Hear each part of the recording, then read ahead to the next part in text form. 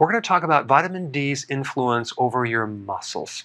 When we think of vitamin D deficiency, we might think of bone strength, calcium absorption, anti-inflammatory.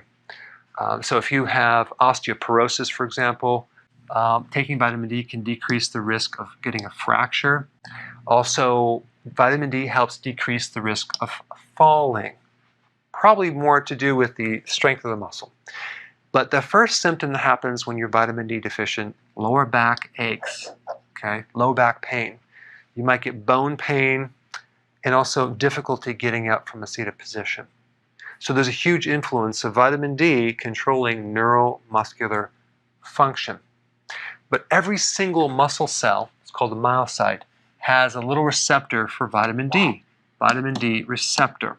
So let's start at the top.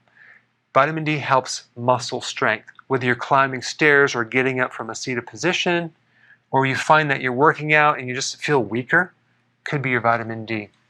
Number 2, vitamin D helps stabilize your posture. So if you find that you're slouching too much, you may want to look at vitamin D. All right, number 3, the proximal muscles connected to your hip, like the quadricep, that's the thigh muscle on the front part of your leg. The glutes, that's your butt muscle. And the iliopsoas is a muscle that connects the lower part of your legs to your upper part of your body. So these 3 large muscle groups are highly influenced with vitamin D. So if you're weak in your core, it could be a vitamin D deficiency. Number 4, your physical performance can be greatly affected by your vitamin D levels.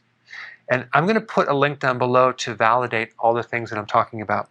Number 5, if you're deficient in vitamin D, you could have kind of certain swaying of the body when you're walking, like a waddling back and forth. You've probably seen people like that when they're walking.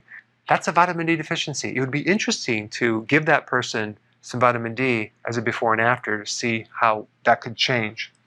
Number 6, the speed or the contractibility of the muscles is influenced by vitamin D. So if we're talking about someone who is a sprinter, they should be taking enough vitamin D. All right, thanks for watching.